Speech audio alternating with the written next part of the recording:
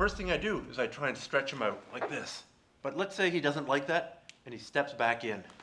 Perfect. See how that foot came close to me? Now I grab the heel and keeping everything else the same, I extend my legs a second time. This buckles him over. From here, I withdraw my legs and come up just as before.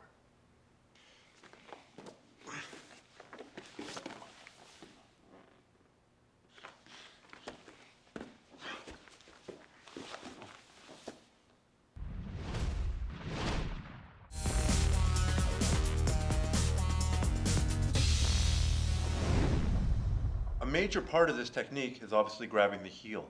Now, I don't need to see it in order to grab it. I might try kicking him out and kicking him away a few times like this, and seeing how he steps in. Now he's done it once, now I can time it the second time. I kick away, I know exactly where it's going to come. I can grab it without looking. Grab low on the foot, don't grab up here, grab low on the foot, and now as I kick away, it buckles his knee outward. And that takes him over.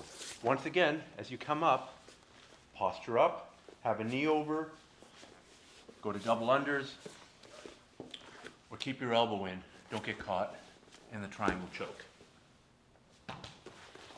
So just make sure you have a good ending to that good sweep.